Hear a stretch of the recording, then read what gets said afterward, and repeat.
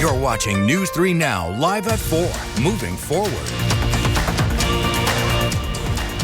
Good afternoon, everyone. Welcome to Live at 4. Susan Simon is off today. Sarah's joining us. Welcome back. It's great to be here. Thanks for having me. Yeah. Well, let's get to our local news. Madison police responded to a person throwing things off of a balcony downtown Sunday night, which injured multiple officers. But the officers weren't injured by what was thrown. News 3 Now's Jalen Banks joins us now with an update. Jalen. Sarah and Brady, Madison Police Central District Captain Kip Hartman tells me the officers injured are now back at home. Sunday, they responded to West Johnson Street at around 5:45. The items thrown by the suspect hit a Metro bus and people walking by. The officers were hurt trying to take the person into custody. The officers and the suspect were all taken to a local hospital for treatment. And the officers' injuries range from concussions to lower and upper body injuries. We give them time off, and then at the end of that, we will reassess, talk to the officer, any medical advice that they have. Once they are ready to return back to duty, they might ride with another officer to, again, just make sure that they are mentally prepared to go back. Some will not require that, but again, we just try to cater to what those officers' needs are. Captain Hartman says timelines vary from officer to officer for when they are to return to duty. Tonight at 5, we'll hear from a business owner whose tea shop was not far from that incident. All right, Jalen, thank you so much. Also today, we're learning more about a gas leak at an assisted living facility in DeForest. It happened last night at Parkside Assisted Living just after 8:15. An employee tells News 3 Now that all residents were evacuated and accounted for. One person was taken to the hospital for health complications unrelated to the leak, and no other injuries are reported. In Oregon, a school bus driver has been ticketed after an SUV crashed into a school bus, hurting 2 people. Police responded to an intersection near St. John's Lutheran Church. They say an SUV failed to stop at a stop sign and then hit a bus carrying 3 children. The bus driver and the children were not hurt, but the bus was damaged. The driver and a passenger in the SUV were taken to the hospital. In an update from police, the school bus driver has been ticketed with inattentive driving for driving a commercial vehicle while using a phone. We should note in our reporting yesterday, we were told by police about possible citations for the SUV driver. At this point, they have not been issued any. Well, that fake spring was nice while it lasted, right? We broke a record for yesterday, but changes are on the way. That's right. Within the next couple of days, we can see rain, snow, thunderstorms. You have it. Oh, go ahead. Yes. It's going to be a pretty active week. We're going to see those high temperatures return to the 30s by week's end. Now, we still are going to see a few days of some mild temperatures, but not quite as mild as yesterday. Here's a look at the current temperatures: 52 in Madison, most of Dane County in the lower 50s, a few locations in the middle to upper 40s. So it is still above average and still comfortable, and we're not going to see those temperatures fall for a few days. Now, we are starting to see some of that rain kind of get close to Wisconsin. You can see a line of showers getting close to the southwestern portion of the state, and we are expected to see some scattered showers throughout the night. Now, we could definitely see an isolated thunderstorm or two, but the severe weather risk is very, very low. We probably aren't going to see any of it, but definitely just be aware that we could see some pockets of heavy rain and some rumbles of thunder. Now, this is going to continue throughout the night, but the good news is that as we get close to sunrise Wednesday, most of this will be gone by the time we get to sunrise, and Wednesday will feature very sunny skies, especially for areas further south. Now, places further north, closer to the Dells, might see a little bit of a rain-snow mix later in the afternoon, but a lot of the area going to see sunny skies and mild temperatures tomorrow, but we will eventually see those temperatures fall. That will be towards the end of the week, and it also will bring in some snowfall. So I'll talk more in detail about all of that coming up a bit later. American civil rights icon Jesse Jackson has died at 84. Jackson's organization, the Rainbow Push Alliance, says he was battling a neurodegenerative condition. During the civil rights movement, Jackson would hold a leadership role in Dr. Martin Luther King Jr.'s movement. Reverend Jackson made some very notable visits to Wisconsin. In 2011, he rallied thousands of protesters during the Act 10 protests at the state capitol and marched alongside them. He spoke in Kenosha as recent as 2020, following the deadly shooting of Jacob Blake and the protests that followed. Governor Tony Evers released a statement on Reverend Jackson's passing, saying, Reverend Jesse Jackson inspired generations, reminding us to keep hope alive and believe in the better future we could build by building together. He will be missed. Meanwhile, Representative Derek Van Orden also released a statement saying this: Reverend Jackson fought for freedom and justice for Americans and was and will remain a cultural icon. May God bless his family and may his soul rest in sweet repose. We will have more on the life of Reverend Jackson later on Live at 4. Well, today is primary day here in Wisconsin. If you haven't had the chance to vote yet, the polls are still open until 8 o'clock this evening. Our Eric Franke joins us with more about today's election. Hey, Eric. Hey, Brady and Sarah. So there is no statewide race on the ballot, and that means you're likely to see fewer folks at the polls. We don't encourage that. Get out and vote if you can, but there are some very important races. And on the ballot here in Dane County, there is a race to fill Supreme Court Justice Susan Crawford's former seat on the Dane County Circuit Court. The candidates are Fitchburg immigration attorney Huma Hassan, Madison attorney Nathan Wagner, and the incumbent Judge Ben Jones. Now, there are also 3 board supervisor races in Dane County in District 12, that's near the airport, District 15, that's parts of Madison on the west side and Middleton, and District 28, which is farther out in western Dane County. Now, if you don't have an acceptable form of ID, you can still vote. Just you'll have to go with the provisional ballot route, and for the ballot to be counted, then a provisional voter will need to bring their ID for review to the City of Madison's clerk's office, of course, by this coming Friday, and we'll bring you live coverage tonight, all the results as they come in, as we get them tonight on News 3 Now at 10, and of course, Sarah and I will be on channel3000.com as well, and News 3 at 10 will be on at 10. Exactly. Also, Channel 3000 will have the ticker going at the bottom of the screen as well. You'll be busy tonight. Exactly, it will be. Thank you, Eric. You bet. In other news, more Americans are heading back to work after retiring, and money is a big reason why. The new survey from AARP looks at people 50 and older who have already left the workforce. It found a growing number are now unretiring, taking new jobs or returning to old careers to help cover rising everyday costs. AARP says it's part of a larger trend as older adults work longer, both to boost their savings and to stay active and engaged. In the last 6 months, 7% of retirees 50 and older have unretired or actually gone back to the workplace, with 48% saying that money was the main driver for re-entering the labor market. They say they offer online tools as well if you'd like to help older workers re-entering the job market, including a job search platform with Indeed and a free course on using AI in the workplace. The group says the goal is to help job seekers focus on their skills and experience and to use new technology to stay competitive in today's changing economy. The average tax refund is up nearly 11% so far this filing season. That's according to the Internal Revenue Service.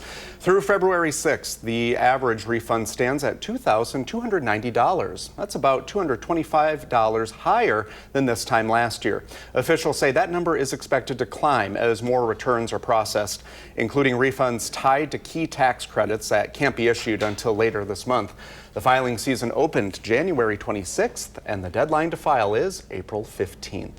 Well, next on Live at 4, Angie Horkin is in the studio with some heart-healthy beef recipes featuring lean beef, fresh fruit, vegetables, and whole grains. And we're remembering the life of Reverend Jesse Jackson, how he learned from Dr. Martin Luther King and continued the legacy of civil rights. And we hear from locals in Onalaska about a truck that went through the ice on a lake there. Yeah, better be careful. Then the warm weather sticking around for a few more days, but our first warm weather team is tracking a series of systems. We'll explain when we come back.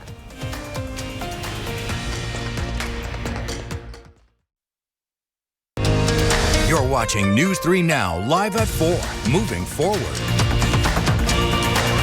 Well, there is a misconception that good food can't also be good for you. Angie Horkin with the Wisconsin Beef Council is here to prove that wrong. So February is American Heart Month, and she has a heart-healthy recipe that's delicious, and it looks like it's pretty easy, like a one-pan thing. It is. I kind of have, it's like a one-pan meal or like how they have those one-sheet pan meals.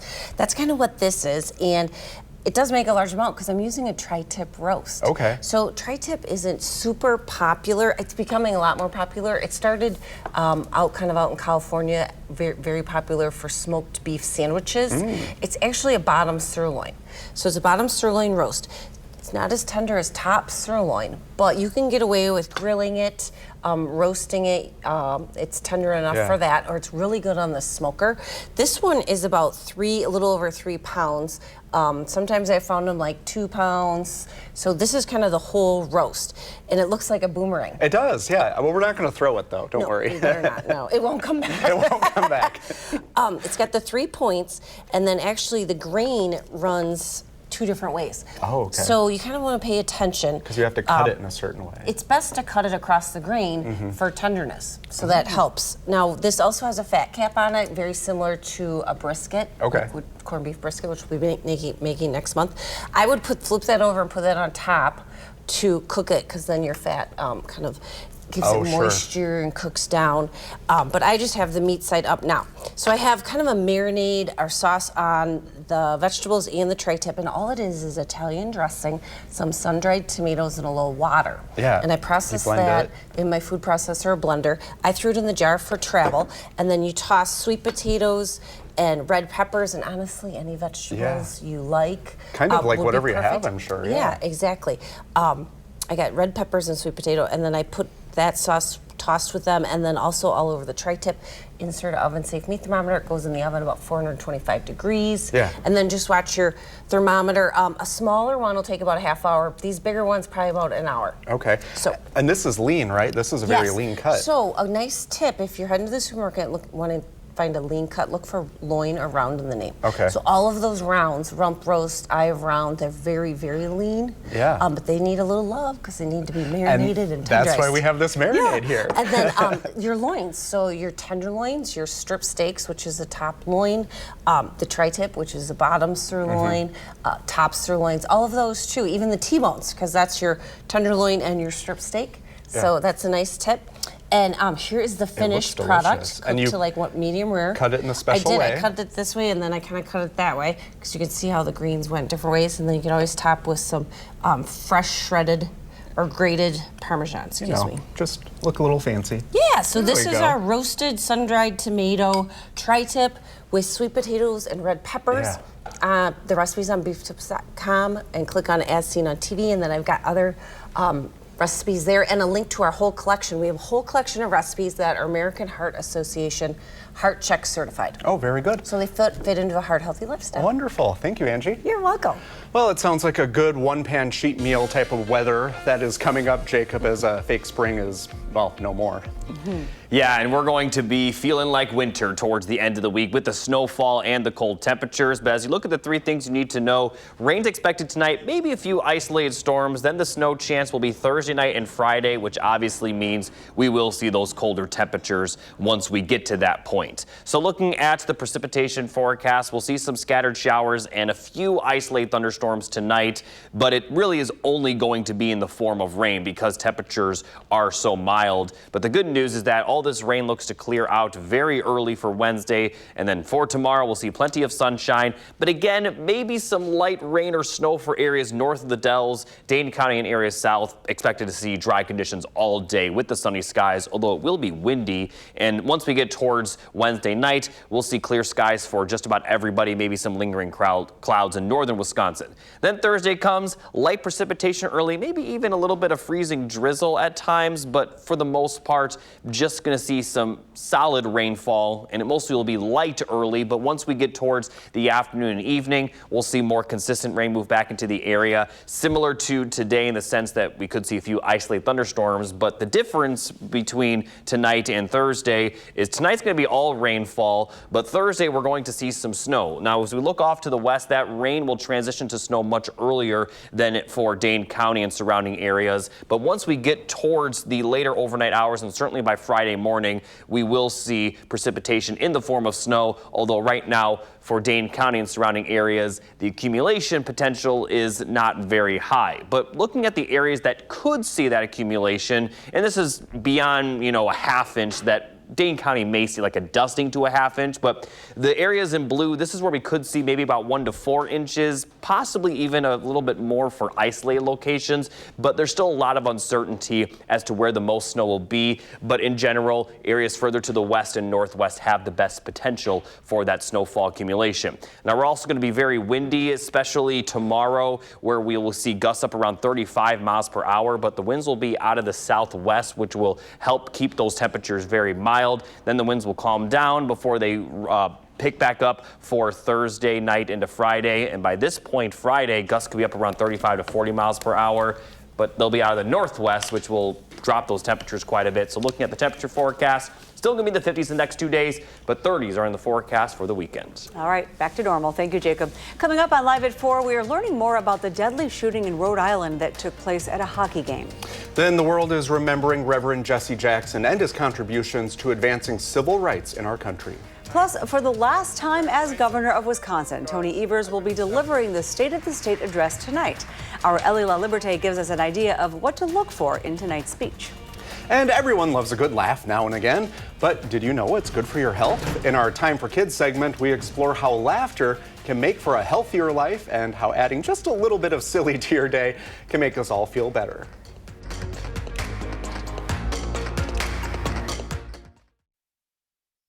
You're watching News 3 Now, live at 4.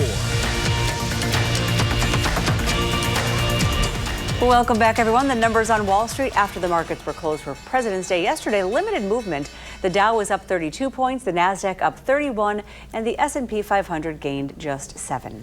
The driver of a pickup truck managed to escape without injury after his truck partially fell through the ice yesterday. This happened on Lake Onalaska. Witnesses say the truck drove close to a spring where the ice was thinner. Check it out. Well, when it fell in, the vehicle got caught on a structure underwater that kept it from going in fully. It was a little scary because you could definitely tell he was in shock after the fact, but we were able to get him to the landing to be seen by the first responders. The witness also says other vehicles stayed closer to the middle of the water where the ice was thicker. The driver was able to escape on his own. No one else was in the truck. Pioneering civil rights leader Jesse Jackson has died at age 84. His Rainbow Push Coalition says he died peacefully this morning with his family. And his death follows the struggle with a rare brain disease. CNN's Cole Higgins remembers the Reverend Jesse Jackson. Jesse Jackson's life was defined by a relentless fight for justice and equality. I was born in Greenville, South Carolina, in rampant, radical racial segregation. Had to be taught to go to the back of the bus or be arrested. In 1965, he began working for Reverend Martin Luther King Jr. I learned so much from him. Such a great source of inspiration. Both men were in Memphis in April 1968 to support striking sanitation workers. King and other civil rights leaders were staying at the Lorraine Motel. He said, Jesse, you know, you don't even have on a shirt and tie. You don't even have on a tie. We're going to dinner. I said, Doc, you know, it does not require a tie. Just an appetite. We laughed. I said, Doc, and the bullet hit. With King gone, his movement was adrift. Years later, Jackson formed Operation Push, pressuring businesses to open up to Black workers and customers, and adding more focus on Black responsibility, championed in the 1972 concert, Watt Stacks. In Watts, we have shifted from burn, baby, burn to learn, baby, learn. The Reverend set his sights on the White House in 1984. First thought of as a marginal candidate, Jackson finished third in the primary race with 18% of the vote. He ran again in 1988, doubling his vote count and finishing in second in the Democratic race. At the time, it was the farthest any Black candidate had gone in a presidential contest. But 20 years later, when President Barack ran, we were laying the groundwork for that season. In 2017, Jackson had a new battle to fight, Parkinson's disease. But it didn't stop him. Late in life, he was still fighting. He was arrested in Washington while demonstrating for voting rights. His silent presence at the trial of Ahmaud Arbery's killers prompted defense lawyers to ask that he leave the courtroom. Jackson stayed. From the Jim Crow South through the turbulent 60s and into the Black Lives Matter movement, Jesse Jackson was a constant, unyielding voice for justice. And experts say the neurological disorder that Jackson's coalition says caused his recent hospitalization is often misdiagnosed as Parkinson's. New details about the deadly shooting at a boys' high school hockey game in Pawtucket, Rhode Island. According to authorities, a shooter killed 2 people yesterday afternoon before turning the gun on himself.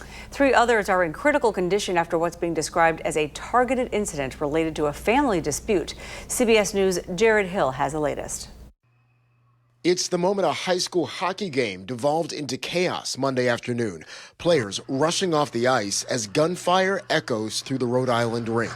CBS News spoke to 16-year-old Silas Gore. He was on the bench when it happened. I didn't see much. I tried not to look because I had an idea of what was going on. Officials in the city of Pawtucket, just outside Providence, say the shooting was targeted, likely a family dispute. An act of senseless violence has taken the lives of 2 innocent victims. According to authorities, the shooter, who they say died of a self-inflicted gunshot wound, was born in 1969 and was at the rink to watch a family member on the ice. We have identified the person, the suspect, by a birth name. The birth name was Robert Dorgan. We have also learned that the person does go by the name of Roberta, also uses a last name of Esposito. While the motive isn't clear, police say it was someone in the crowd who helped subdue the shooter. A good Samaritan stepped in and interjected in this scene, and that's probably what led to a swift end of this tragic event. It was pretty horrible. I still don't understand why somebody would do that. With some still shaken, Rhode Island's governor with a message to his state. Agencies across my administration are working together to provide additional mental health resources. The school district says all players are accounted for. Jared Hill, CBS News. The CBS Rhode Island affiliate has reported court records show the shooter had a history of family-related disputes and legal issues, some related to the shooter's gender identity.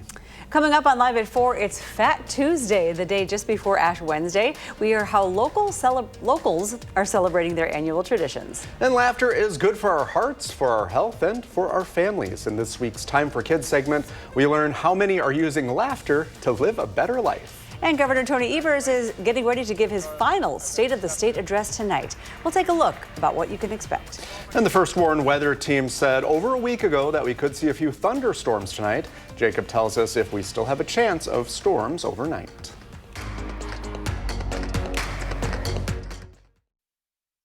You're watching News 3 Now, live at 4. Welcome to Live at 4, everyone. Thank you for staying with us as well. I'm Sarah Carlson, filling in for Susan Simon. She'll be gone this week. Yeah, she's missing the great weather that we've had. I know. Yeah. She did miss a couple of days of it, but, we'll have more. We'll have more, yes. We'll give it back. Have to get through this next hump. Let's take a look at the weather words. Well, thunder chances tonight. Clear blue skies right now, though, so enjoy those while you can, Jacob.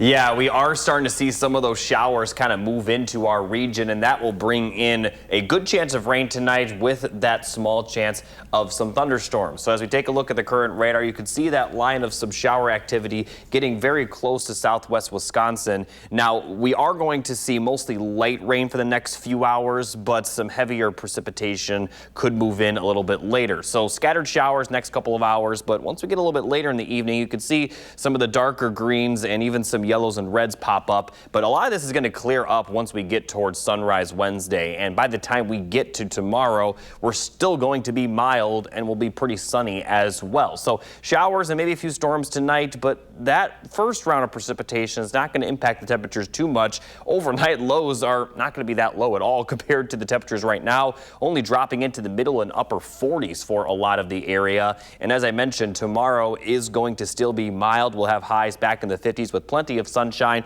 It will be a bit breezy tomorrow, but beyond that, it's going to be another nice day. But as you talked about, there is that cool down expected just around the corner. I'll talk about when it will occur and also show you some snow that will come along with it. I'll have the details on that coming up a bit later. All right, thank you, Jacob. Tonight, Governor Tony Evers will deliver his final State of the State address. Political reporter Ellie LaLiberte is live at the state capitol. She joins us now. Ellie, what can we expect tonight? Brady, tonight the governor will urge lawmakers to stay in Madison throughout the year instead of heading to the campaign trail. This comes as the assembly is set to adjourn by the end of the week. Now, in the backdrop of all of this are negotiations between top Republicans and the governor to come to a consensus on a property tax relief plan to spend the state's nearly $2.5 billion surplus. Now, tonight's address will also be an opportunity for the governor to tout achievements of his past 2 terms. We expect him to touch on efforts related to child care, education, the workforce, agriculture, as well as the Republican-introduced tax cuts he signed into law. According to excerpts from the governor's speech, he will also call on the legislature to make the Office of Violence Prevention permanent. That office was created last year in response to the Abundant Life Christian School shooting and is currently running on one-time funds. Now, tonight's address will be at 7 p.m. You can watch it streaming here on channel3000.com. We also expect to hear from Republican lawmakers following that address. I'll be here live tonight at 10 to break down what we hear as well as to detail the governor's 2026 priorities. Sarah and Brady. Ellie, thank you. Democrats at the Capitol are accusing Republican leaders of shutting down the legislature for the next 10 months while major issues go unresolved. At a news conference today, Democrats said GOP lawmakers are walking away from work on school funding, special education reimbursements, and rising household costs for things like health care, groceries, and housing. Democrats argue there are still plenty of days left on the calendar to take up those bills, but say Republicans are instead prioritizing election year politics and culture war fights. They're following the president's lead, ignoring the economic realities that families are facing and driving wedges between our communities. Here we are again, facing a self-imposed arbitrary deadline set by Republican leadership. Last fall, this body only met a handful of times and failed to directly address serious problems caused by the federal government and failed to make the basic needs of Wisconsinites more affordable. Time and time again, this body chooses to kick the can down the road. Heading into tonight's State of the State, Democrats are pressuring Republicans to stay in session to release the remaining housing funds and allow a vote on postpartum Medicaid expansion. Meanwhile, Republicans also held a press conference this afternoon. As Ellie mentioned, GOP leaders are rolling out a new plan to spend the state's large budget surplus. Assembly Speaker Robin Vos says the proposal is designed as a compromise with Governor Tony Evers, mixing school funding with direct relief for taxpayers. The people of Wisconsin have said to us over and over and over, find a way to get to yes, try to find the middle compromise, make sure that we can actually accomplish our goals. We are offering a $1,000 rebate to couples and $500 to individuals. And in this time when affordability and things of that nature are really wearing on families, this at least is somewhat relief of what we overcharge them as legislature. Speaker Vos says deadlines force action, and he wants a deal with the governor by the end of the week, warning that there's no reason for the surplus to, quote, sit in Madison when families and schools are facing rising costs. GOP lawmakers say the plan returns most of the surplus to taxpayers while meeting school funding commitments. Today is Fat Tuesday for Wisconsinites, and this is one of the only days they can get an authentic punchki from local bakeries. That's right. Our Tanisha Shaw visited Greenbush Bakery, showing us how this tradition is rooted in culture. I do love a treat once in a while. And this is that once in a while? This is once in a while. Fat Tuesday is important here in Wisconsin. I am Polish, and it's just something I've been used to getting for a very long time. I am from a very traditional Polish Catholic family, so absolutely Lent is a part of it. Everyone at Greenbush Bakery isn't preparing their heart and mind for Lent, but they are preparing their stomachs for punchki. So it was kind of getting all those rich, decadent foods because you knew that for the how many weeks of Lent, you're going to wind up sort of depriving yourself. Punchki represents tradition and Polish culture. A good way to express, I guess, my heritage. Greenbush Bakery has been around for nearly 30 years. Fat Tuesday is one of their busiest days of the year. This is the first year doing prune, and I'm like, yay! So I think it was just one of those, like, hey, it's traditional. Now, in addition to the traditional prune-flavored punchki, the family-owned business also made custard, apple, cherry, and strawberry flavors as well. The prune ones, like, you can really only get these couple days, and then the cherry ones are kind of seasonal, but we make sure to have them for Fat Tuesdays. Reporting in Madison, Tanisha Shaw, News 3 Now.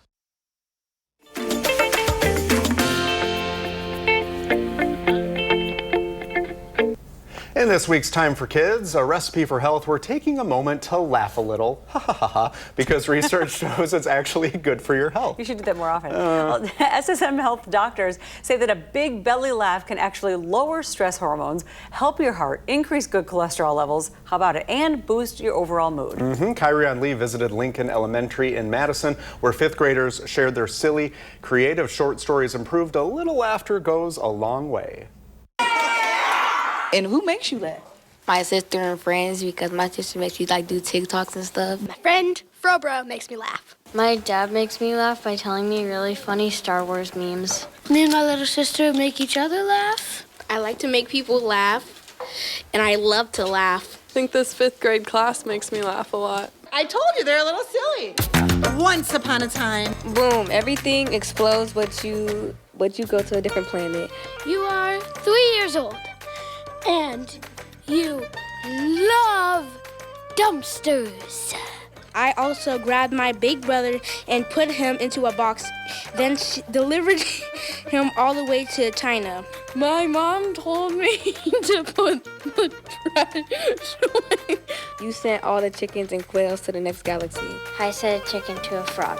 Hot dogs are better. Nope, hot dogs eat you. I like eating toast. There was a green raccoon named Gary. He lived in a dumpster filled with pink cupcakes. This doesn't make sense. That doesn't make sense, but a raccoon named Grandpa. You really don't make sense. My grandpa's named Joe. He's a Skippy Sigma dumpster. Dumpsters! Live on Channel 3 News, except not live. Say good morning, everyone, and welcome to News 3 Now this morning. You wonder how to fly a rocket ship, so you ask your grandpa. Then you're riding a talking dumpster across the sea. And then you eat him. He's gross. You're gross. Everyone is gross. Thanks for joining us and have a wonderful Wednesday.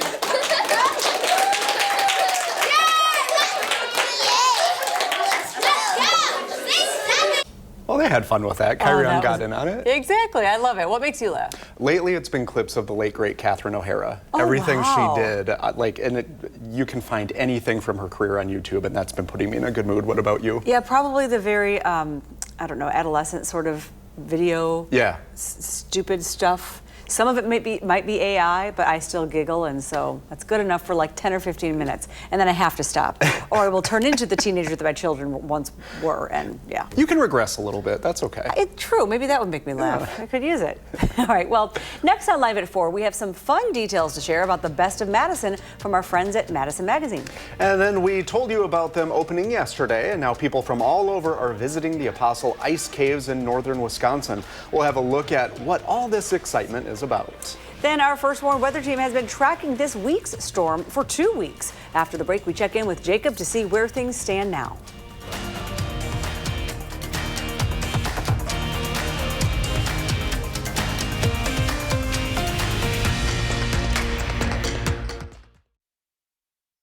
You're watching News 3 Now, live at 4. We're taking a live look. That is absolutely gorgeous. If you're not looking at the screen, please do. It's Surrey, British Columbia in Canada. The weather there, 43, mostly cloudy. Now, Surrey is on track to be a larger city than Vancouver after nearly doubling since the year 2000. It's also home to a world record holder who, gotta love this, talk about things that make you laugh, has the world's largest beard, measuring in at 8 feet long. I have some work to do then, I guess. No, please. I mean, like how do this? you keep an 8-foot-long one clean? Okay, never mind. Moving on. Questions for later. Well, we've been telling you all about the best of Madison 2026 this month as we highlight what makes living in the 608 so great. Josh Spreiter reports on just how much of an impact you at home have in this process. The month of February kicks off the Best of Madison every year, and since we're already halfway through the nomination process, I wanted to dig a little deeper into the numbers. Right now on channel3000.com, click on the Madison Magazine tab, and you'll find the Best of Madison right at the top of the page. This is where all month long you can write in your 2026 nomination in each category. This is anything from food and drink, arts and entertainment, home and auto, lifestyle, health and medical, and healthy living. It's important to note that you can nominate daily through February 28th. Our friends at Madison Magazine are the ones who put this on every year, so I asked them about how many folks they get in the process. Well, here's what I learned, and I found some of this very interesting. Last year alone, there were 35,000 total users, close to 17,000 of them brand new. The most popular voting zip code location, 53711. This primarily covers southwestern parts of Madison, extending into the city of Fitchburg. There were 102,590 nominations in total.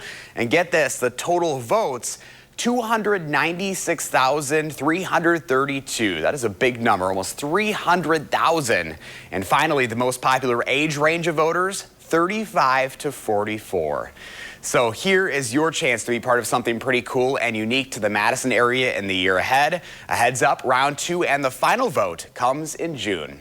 In the 608, I'm Josh Spreiter. Thank you, Josh. You can watch Josh every weekday morning at noon right here on News 3 Now. Turning to weather, cloudy today. We got some sunshine though, but we have some rain and storms on the way, Jacob. Yeah, that rain is expected to return tonight. Starting to see it already move into our area a little bit, at least very light rain. But we have a second system expected a little bit later in the week that could bring some snow to our area. So obviously we are going to see some colder temperatures with that second system. So tracking the precipitation, we will see it throughout the night on and off. Not expecting nonstop rainfall, but definitely could see some pockets of that heavy rain as some isolated storms are possible, especially much later in the evening, closer to midnight and the few hours after midnight. But a lot of it is going to clear out by sunrise tomorrow with plenty of sunshine expected during the day. But we could still see some light rain, maybe some light snow for areas north of the Dells. A lot of southern Wisconsin will stay dry. Now, once we get to Thursday, we'll start out dry, maybe some light precipitation early, but for the most part, the more consistent rain will move in during the afternoon and evening. And similar to today, we could see a few isolated storms with this round of precipitation. But unlike tonight's rainfall, we could see some snow mixed in with it, especially for areas further west and northwest. Now, those of you closer to the Mississippi River will see that rain transition to snow much earlier, possibly as early as before sunset Friday or sunset Thursday.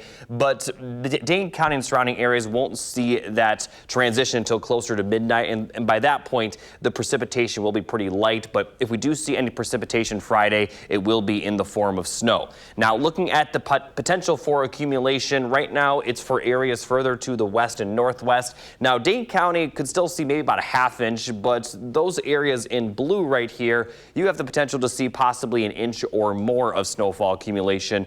But where the heaviest snow is expected to land is still very unclear. We'll have a clearer picture on the accumulation forecast over the next day or two, but the best chance will be for areas west. Now, we're also going to see gusty wind throughout all of this. We'll see these strong winds tonight into tomorrow, and tomorrow the winds are going to possibly gust up near 35, maybe even 40 miles per hour, but the winds will be out of the southwest, so we're still going to be mild. Then the winds will calm down for Wednesday night and early Thursday before picking back up for Thursday night and Friday. And at this point, when the winds pick back up, they'll be out of the northwest, which will bring in that colder air. So as we take a full look at the 10-day forecast, you can see still going to be mild the next 2 days, but then we get to Friday, it'll be a lot colder, and the temperatures will actually get even colder as we get towards the weekend with highs back in the 30s. Thanks, Jacob. More than 40,000 Valentines were delivered to Wisconsin veterans this year through the annual Valentines for Veterans program. The Wisconsin Department of Veterans Affairs says cards poured in from across the state and even overseas, including Germany. Wisconsin VA Secretary James Bond says the simple act of kindness means more than words can express, especially when veterans see the support firsthand.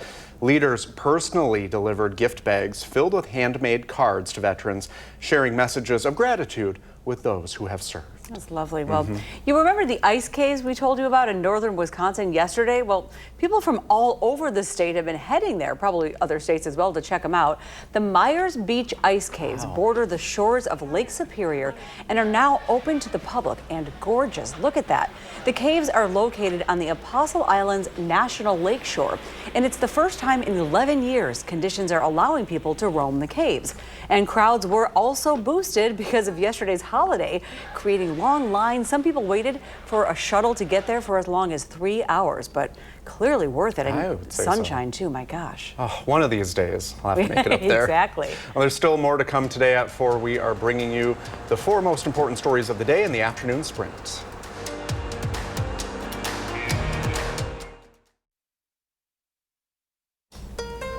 Welcome back, everybody. It is right now 4:53, and it's time for the afternoon sprint. An update now after police said a person throwing things off of a balcony downtown that injured multiple officers.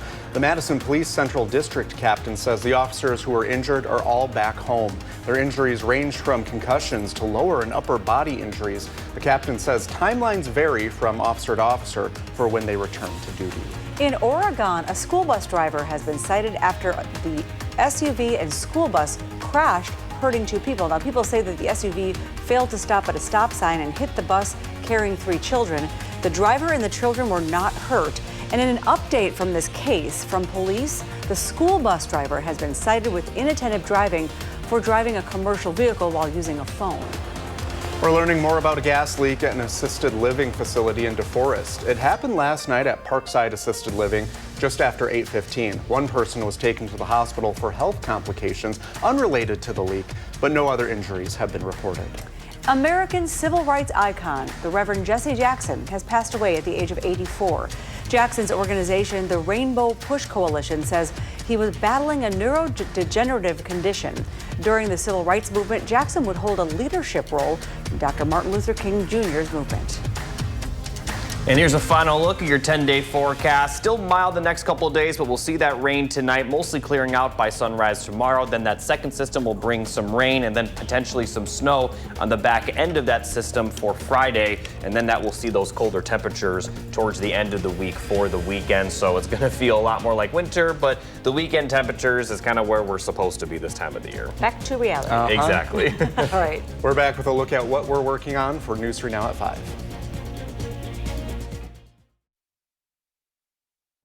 Coming up at 5, with the Super Bowl having come and gone, it's time to look ahead to the 2026 NFL season. Our senior Packers writer Jason Wilde gets us ready for the Packers next season. And the partial government shutdown drags on. The White House and Democrats are still negotiating while millions of gallons of wastewater flow into the Potomac River, increasing the need for FEMA assistance. Thanks for watching Live at 4 today. We'll see you back here tomorrow, same time, same place. You can always find streaming 24/7 on Channel 3000+. News 3 Now at 5 starts right now.